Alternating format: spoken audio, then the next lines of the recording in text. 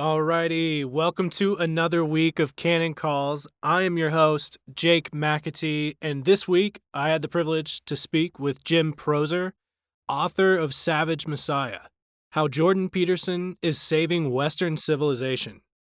But before we get started, I wanted to draw your attention to a book on the Canon shelf, Rules for Reformers by Douglas Wilson. Why don't evangelicals win the culture wars? Maybe it's because we think it's an opportunity to be winsome, inclusive, and welcoming. But this side of heaven, there are going to be enemies who hate the truth and are ready to take advantage of us. We need a new playbook. In Rules for Reformers, Douglas Wilson poaches the political craft of radical progressives and applies it to the Christian efforts in the current culture war. The result is a spicy blend of combat manual and cultural manifesto. Rules for Reformers is a little bit of proclamation of grace, a little bit of art of war, and a little bit of analysis of past embarrassments and current cowardice, all mixed together with a bunch of advanced knife fighting techniques. As motivating as it is provocative, Rules for Reformers is just plain good to read. So, without further ado, meet Jim Proser.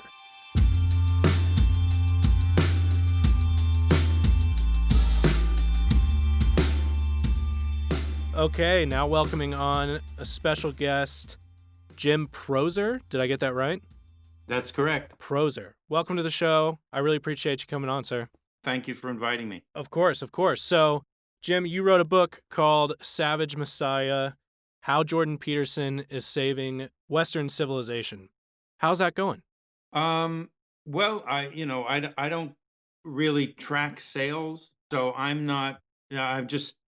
I don't think I'm superstitious, but I don't bother to track sales, so I won't know for a couple of months about how it's going. Except that people have been calling to ask me my opinion on things having to do with Jordan. Sure. Particularly, he hasn't been feeling well. Sure. So I'm glad people are talking about him, concerned about him, reading his work, and I'm happy to add to that knowledge.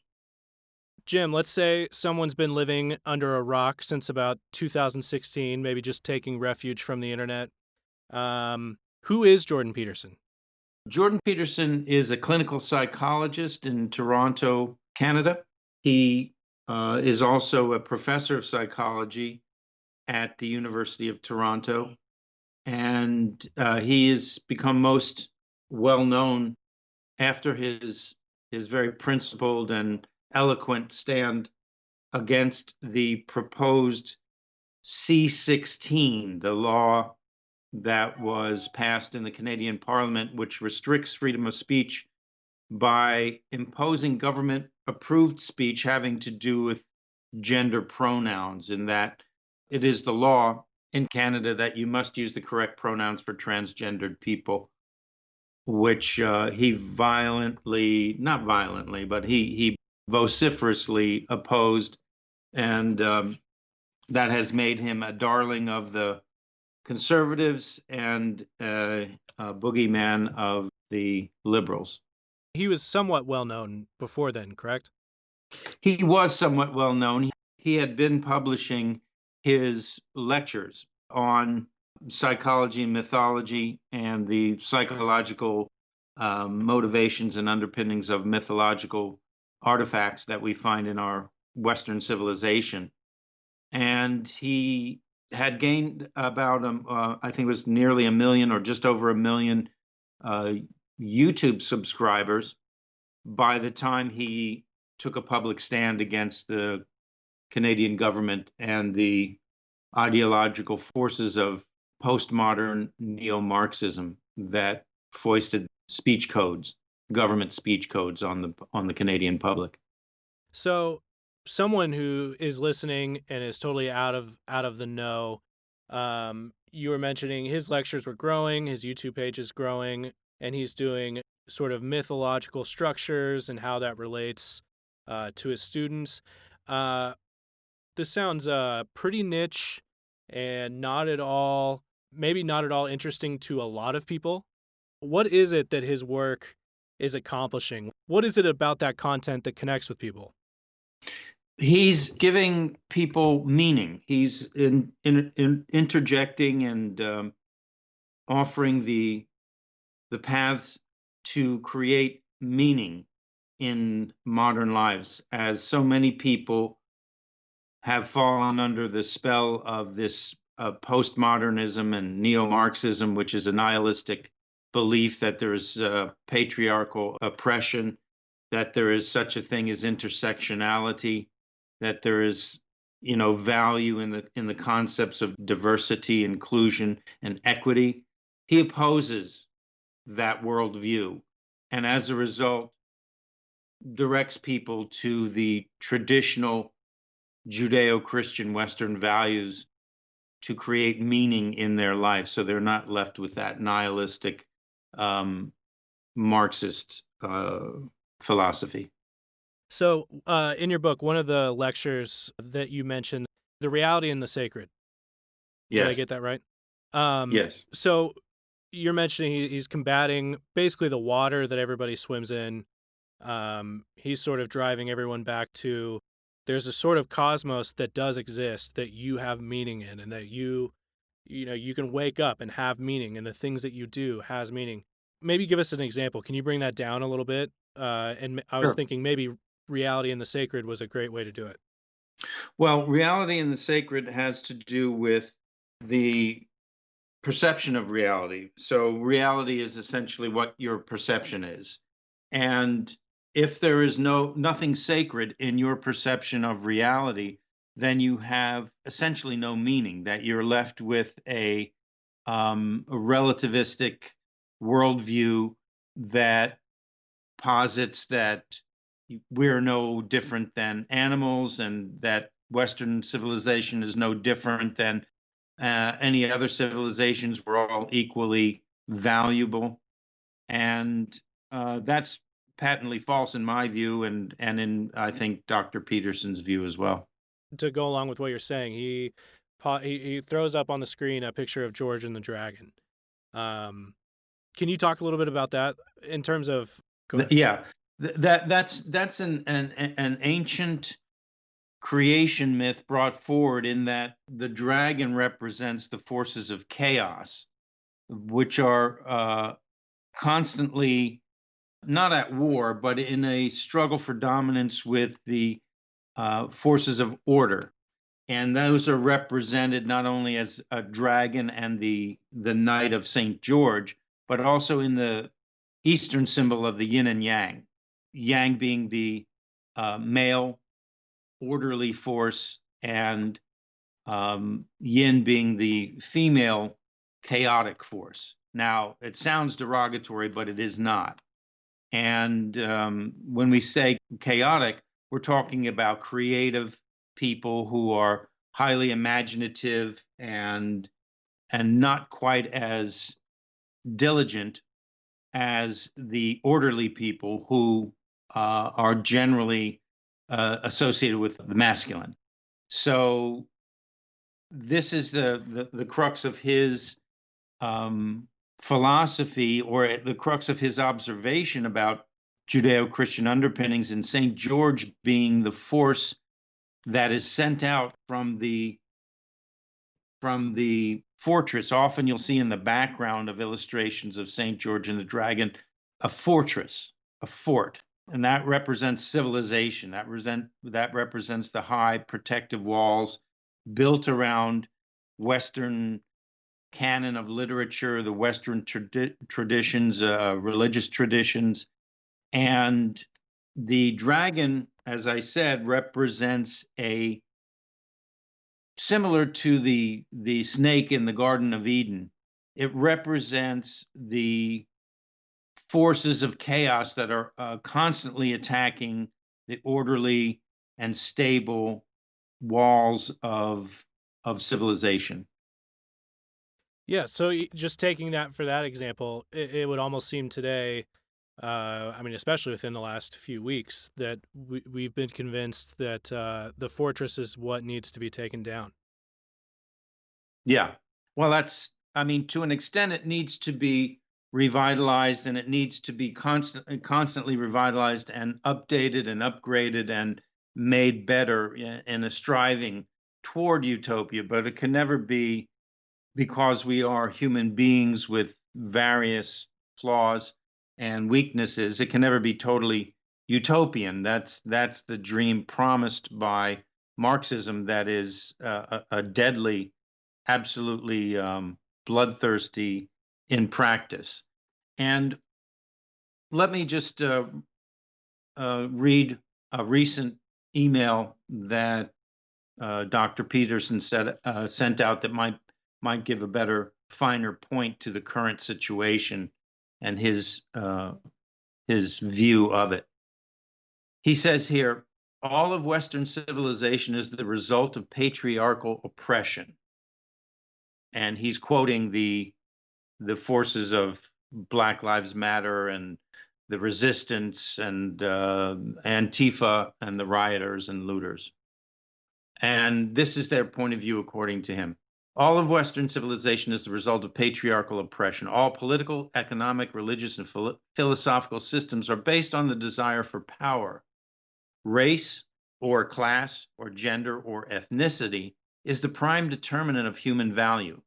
This is the replacement of actual knowledge with mere verbal fluency. You are not correct merely because you can make an argument, even a good argument, nor because you can make your opponent's position appear absurd, particularly if he or she is not particularly capable of verbal sparring. You are not correct if you spend your time creating straw men and then lighting them on fire. There is nothing productive or good about this line of argumentation. It is merely simplification for the purposes of inciting divisiveness, regenerating tribalism, and justifying revenge. Of course, the system is rife with problems. That's not the point. Compared to what? The past, the present, and the rest of the world? And what are you planning to do in your ideological certainty to make even one thing better without insisting that someone else changes to ensure that improvement occurs? Hopefully that gives a little bit of light on the current what he defines as postmodern neo-Marxism that is driving the racial divisions and the rioting that we're seeing today. And one thing before you even mentioned your quote, it seems as if there are folks who think, by definition, the existence of those walls and that fortress, by definition, they need to be torn down. Well, I think that it goes a bit. I think it's a bit more corrupt and more more corrupt than that, and much more potentially deadly.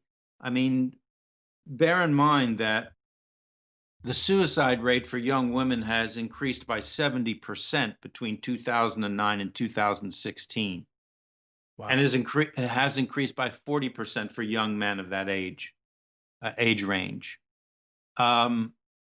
There's now an epidemic of young women who are mutilating themselves with what's called top surgery to remove their breasts in, I suppose, solidarity with the transgender movement that's, that believes the biology of men and women is a social construct. So there's very deadly consequences for the approach that is being popularized, and he is, I think, popular, and he is being lionized because of his uncompromising stand against all this. That's a great way, I think, clarifying what's at stake here, what's going on here, is really one of the values of what Jordan Peterson and his work has accomplished. Oh yeah, but I mean, certainly. And what we don't hear about, what is not very well publicized, and as you've read in the book, My Encounter with Jordan, is that he's approached consistently in public by people who are wishing him well and wanting to tell him how much they have been helped by his work. So we hear very little about that. We hear instead that, there are many people who accuse him of Nazism and, this really stupid, brain dead accusations. So I think it's important that we know that he takes the culture wars very, very seriously, and he sees the effect because he was a dealing with students for so many years. He saw the encroachment of this postmodernism and this nihilistic Marxist way of thinking, and he was alarmed. He was very much alarmed, and has seen the destruction of academia, of the integrity of academia. He has seen the increasing destruction of the younger generations. He has seen the increasing corruption of the political process, where basically rebellion is now a value of the left. And it's on. I mean, this is a Marxist insurrection. This is not a this is not a little protest by people wearing pussy hats anymore. This is a full-on Marxist violent insurrection, and they have absolute plans. They have absolutely no compunction about human life or violence to execute their agenda. So I think that's a good moment to jump into the content of the book. So, as you mentioned, Dr. Peterson had seen this coming for a long time, and not only because he had his time at Harvard and other academic institutions, but more than that, you start this Dr. Peterson story from really the beginning, and he sort of dealt with all that in himself. He considered himself at one time a Marxist. He considered himself someone who might identify with a lot of the folks he's battling today. Can you talk a little bit about Yes. his Well, life? I mean, as Winston Churchill said, if you're not a liberal when you're 20, you have no heart. And if you're not a conservative by the time you're 40, you have no head. So what we're seeing now with young people was identified by Jung as Carl Jung as the messianic phase, where they believe that the world can be perfected, and thus the appeal of the utopian pipe dream of the Marxists. So he has, as I say, he's one of the toughest men I know, a tough-minded. Not only was he fighting severe depression all of his life, but he managed to achieve an enormous body of work, a healthy family, and international recognition, while dealing with this ever increasingly vicious onslaught of leftists and third wave feminists who are attacking him as they so eloquently put it, a transphobic piece of shit. It almost seemed to me to read, I was discussing this with a few guys in the office today. It seems to me that from what I can tell in your book, Savage Messiah, he sort of had, keying off of Dostoevsky, a comment about resurrection from the underground. Right. Does that Well, sound right to you? oh, absolutely. I mean, you can see it in practically any life. There is a vision quest that happens as young people mature, where they have to face their demons and the demons of the world, and they have to conquer them if they're going to be productive and healthy adults. So his particular journey through hell, which is a classic motif that was explored by another Canadian, Joseph Campbell, in Hero with a Thousand Faces, a look again at the mythological hero's journey through the underworld. And so what I attempted to do in the book is to document the stages of Jordan's journey through the underworld and relate that to his real life biography and what each stage represented for Jordan. And you will see in there's very significant threats of violence, madness, and dissolution that he was well along the path to following this to his own destruction, and through really the dint of his toughness, just hardcore cowboy northern plains Canadian toughness. He persevered. He dedicated himself to finding the roots of evil, and to a large extent, I believe he succeeded. So, the subtitle of your book is How Jordan Peterson is Saving Western Civilization. I'm curious if someone said, well, I mean, how is he doing it? What would you say? I would say that he has put up the cogent arguments against the popular woke culture that exposes them as the philosophical frauds that they are.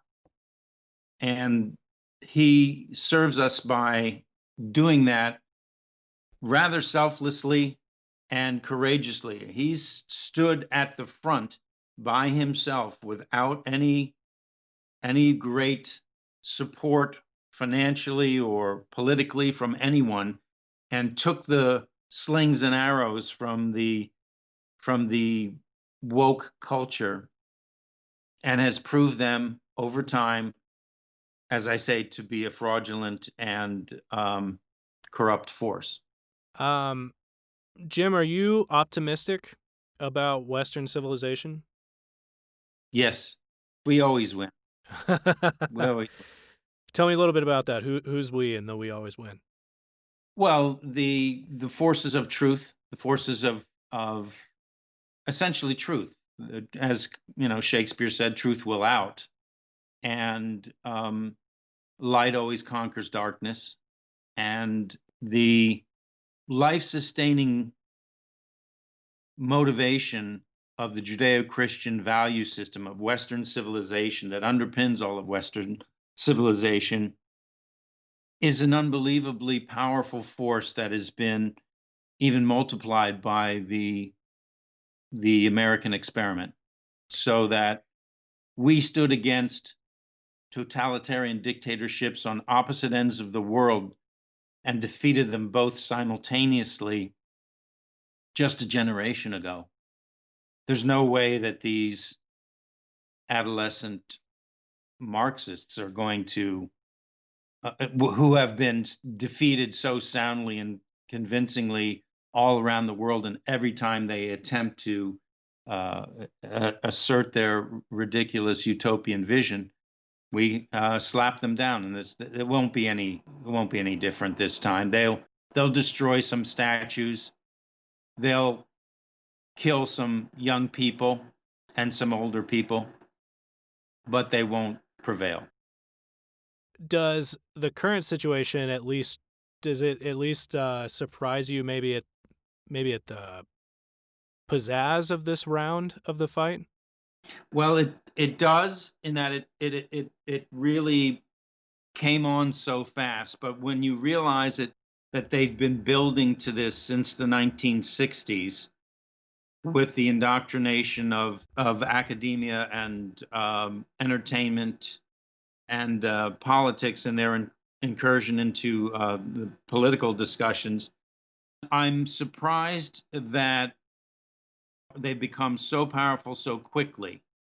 That's how revolutions happen. I mean, has happened in the past: the French Revolution, the Russian Revolution. This is no different, except, of course, it's not going to succeed, in my opinion. And but it is surprising the viciousness and the absolute unwillingness to consider the values that they are destroying. There's actually no debate going on about the values and the traditions, and that they are destroying. They're attempting to destroy. That is very surprising to me. Yes.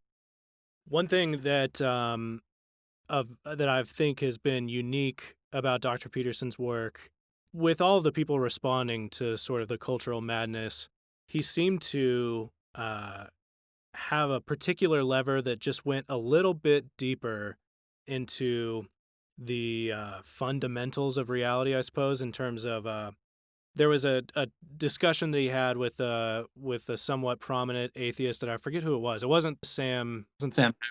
It wasn't those. It was and I think this atheist is also like a magician or something. Um, I had seen this atheist debate in other forums, and I enjoyed what Dr. Peterson was making this atheist say. Things such as, "You have benefited from growing up in a Judeo-Christian world. You know, the values of America. Whether you believe in their God or not, you have benefited greatly from that world." And there is a sense in which, given that you are, in a sense, a Christian. There's a sense in which you grew up with those values. You grew up with. Yeah, you're saying it's a rare attack? I haven't seen anybody in the mainstream make those kinds of arguments, making atheists or others ideologically opposed to that grant or concede that, there is a sense in which I've benefited from this, even though it's my goal to tear it down. Yeah, I mean, I think that's a fairly recent development. As you know, there was a great deal of momentum to the other side saying that the Judeo-Christian values have got to go. And I think uniquely, Jordan Peterson has, as I mentioned, stood alone against this onslaught, against this ideological chasm. And I believe that he is succeeding. Obviously, he is succeeding. He's a leading published author in the world and has been for nearly a year. I mean, his recent post had 1.8 million followers. He has a standing subscriber base of 2.8 million YouTube followers.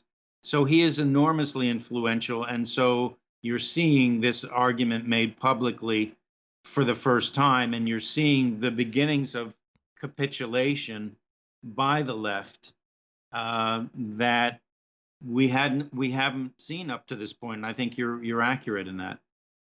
There was a well, let me ask you this first. Well, I think that's super valuable, and it's fun to watch.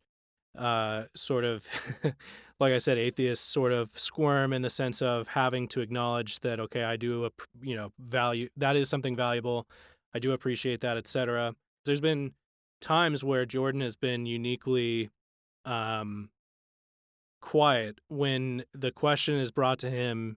Do you believe that the person of Jesus Christ was not just a valuable archetype in history who's benefited modern day, given all of these kinds of, like I said, the archetypal structures, but was he a man in history who died on the cross and was resurrected? He's not ever been very clear about that. Do you know anything I don't? I don't think I do. Maybe I understand his philosophical difficulty with the question is, do you believe in God, essentially? And as he has phrased it, I'm not sure I'm qualified or good enough to believe in God. So it requires a certain level of personal integrity and confidence to have that belief, to even be a confessed and open Christian. As you know, Christians are and have always been persecuted, but particularly these days, they're being murdered in the Middle East. They're insulted throughout the West. Their practice is denigrated throughout the world. And so maybe he just doesn't want to take on another fight right now that pegs him as something else. He demurs from being a Christian because possibly he doesn't feel that is the fight that he wants to have right now. Let's say you're in Vegas and you got to put money down on this question. Do you think he's a Christian? No, I do not. Okay. He would say so if he were. I think that's probably true. I do think though he's in a bit of danger of becoming one if he's not careful. Well, I'll tell you, he has a enormous series of lectures on the Bible, Right. looking at it from the psychological perspective, which is extremely valuable. And so he's an apologist for the Christian view. Whether he accepts the divinity of Christ or not is I think, a private matter with him, and I think a question that has not yet been settled in his own mind. But you've mentioned maps of meaning in his book 12 Rules for Life. Can you tell me a little bit about those? Yeah, Maps of Meaning was originally called Gods of War, and it was a 12-year effort on his part to codify everything that he had learned about the development and the importance of meaning in human life. And it was quite academic in its language and a little bit unapproachable, so it wasn't commercially successful. Um, he then, I think, popularized the same ideas and added a bit of advocacy for the Western tradition in 12 Rules for Life. Obviously, he's boiled it down to 12 rules, and made it very much, in my view, a parental primer, Hmm. in that he suggests that stand up straight, don't lie, make your bed, you know, fundamental parenting for, I think, a generation of young people who have been poorly parented. One thing that definitely comes through not only in those books, but I think his lectures and especially when he's traveling and he's speaking to large groups of folks is not sure if you've heard of it. There was a clinical psychologist of the name Edwin Friedman that Uh-huh. died, I think, within the last decade. But he wrote a book called Failure of Nerve, and in it he was fairly critical of empathy. And I've heard Dr. Peterson share, at least rhyme with the sentiments in that the thing about sympathy, he distinguishes empathy and sympathy for, and makes a case for there being not just merely a semantic issue, um, but the idea that someone in sympathy acknowledges and sees someone who's hurting and can be helpful to them, and that doesn't mean necessarily just um, not being empathetic in the way that I think most people mean, but at the end of the day, you serve as someone who's pulling them up. And he describes that as essentially sympathy, that you're not necessarily jumping in the ocean with the drowning person to drown with them, but essentially you're gonna, one leg's on the shore and the other one's in the water, and you're gonna pull them out. And Yeah. one thing I think today that that stings or has always stung is just the idea that there's someone, the hatred for the hierarchy that's innate in that example, that I'm down here and someone thinks they're going to help me out.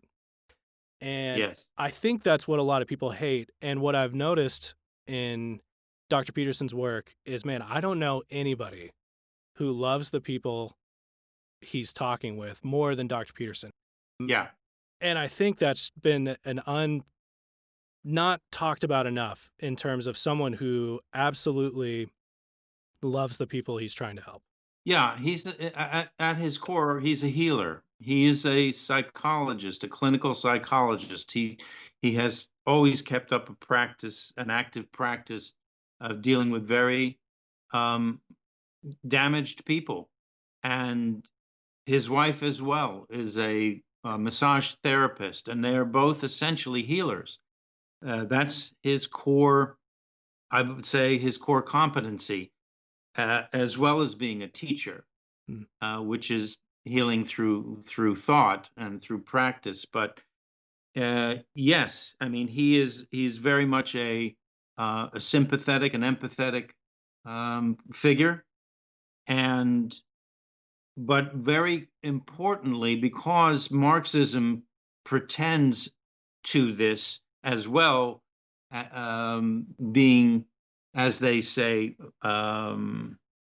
throwing off the oppressors of the bourgeois capitalist society. It sounds empathetic to to the working class, which was their initial uh, appeal. But essentially, as he points out in his work, and that I quoted in my book, they don't really love the working class. They hate the rich. That's good. And I think it was really George Orwell who first coined that phrase. Uh, and it applies, as you can see, along the entire spectrum from Black Lives Matter. They don't love black people. They hate white people. That's what it's about. And if they loved black people, they would be upset at the scores of murders that are happening every week in Chicago, but they've never raised a voice. They would be upset at the failing schools in the inner cities that are promoted by the Democratic Party, but they've never said a word about that. And true black leaders that I've recently come across and have been researching, the authentic black leaders of today have no sympathy, have no interest, have no support for Black Lives Matter. The list is really exhaustive of authentic black leaders of note who put this Marxist Black Lives Matter argument to rest, and it has to do with the essential, fundamental motivation of all Marxist uh, impulses, which is resentment. They resent people, and so Peterson identified that very early, and I think it's a very important thing to remember. That's good. As I thought about over the weekend, how is Jordan Peterson saving Western civilization? To go back to your subtitle, 12 Rules for Life came to mind, and there's a lot of criticism about the kind of advice he offers there.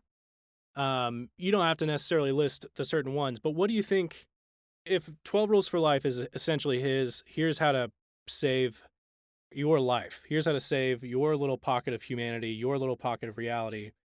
What kind of advice did he offer, and why is that significant?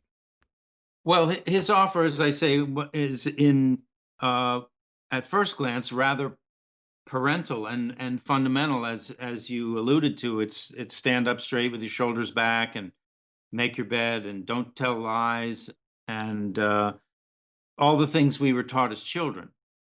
But he applies these, I think, because of the simplicity and the immediate comprehension that people have when they see this, and then expounds on the underlying supporting Judeo Christian values that are encapsulated in these simple rules that he says. Is oft quoted, clean your room kind of thing. Right. What I've always loved and appreciated about that is you see from the opposite end of the ideological spectrum of there's a lot of anxiety about saving the world's ecosystem Yeah. or the ozone layer. And Right. it seems to me supremely unkind to people who have who are attentive to those kind of people. For example, a trope of AOC, for example, Alexandria Ocasio-Cortez, who's so frenetic, so anxious about the ozone layer or what have you, and how supremely unkind that is to her constituents, I suppose. What can they do about it today? The contrast is stark, and people can see, look, if you don't make your bed, you're really not even qualified to save the planet. Right. If you don't have your own life together, you're no one to to listen to about how the environment is going to be saved from these complex and very powerful forces that exist. So if you're just afraid of them, if you just see them and you are like AOC, unskilled at either finding or doing the research or unconcerned with doing the research on what's behind it, what I can do, what can I do, how do I go about being a person of respect, you're not going to come up with any useful solution. There's nothing useful in saying the sky is falling when there's no solution. It is simply panicking for the attention that brings one, and in her case, the political power of that point of view that motivates so many young people in as I mentioned before, so many of them are in that messianic stage as young people rightly should be, where they want to change and they want to help the world. But if they're being misled by people who are themselves not qualified to speak on the matter, like Greta Thunberg, then they're being panicked and made afraid for the worst reasons. And as I said when we started this discussion, the suicide rate and the depression rate among young people in the younger generation is skyrocketed recently. And that's, I believe, because of this fear mongering and this panic mongering and finding racial and financial oppressors and male toxicity and all of this intersectional um, palaver, which is really just a Marxism revisited. So, people can't function well, and people don't mature, and people don't learn in a culture of fear. Very good.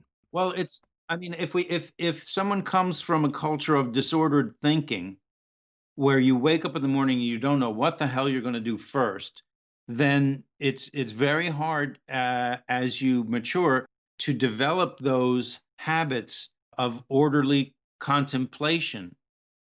This goes there, everything in its place. Am I clean? Am I healthy? Have I done what I need to do to take care of myself physically and emotionally? Have I meditated? Have I prayed? Have I done the internal work so that I can meet the very real challenges of the world without becoming resentful, without becoming overwhelmed, without becoming paralyzed or panicked by fear? These are all the building blocks of a human being, which Jordan is really concerned with. Jim, I've almost gone over your time. Thank you so Oh, much for coming on. well, listen, I'm thrilled that you would think to ask my opinion on this, and I'm Last question. So, everybody go get the book. It's available on Amazon. Is there any other places you'd love for people to grab it? Barnes and Noble, Goodreads. Okay. Um, So, it's all the places. yeah, it's everywhere. Should be in Um, any bookstore. You can order it in any bookstore. Fantastic. While people are waiting for this to ship to them, if you were to send somebody day one introduction to who Jordan Peterson is, where would you want them to go? I think just look at his lectures on YouTube. Reality and the Sacred, I think, is a Perfect. very good one to start with, as you mentioned. Okay. Awesome. I'll put that in the show notes. Jim, thanks again. Thanks so much again, Jake, and I appreciate your time. Absolutely. Thanks, sir. Bye bye.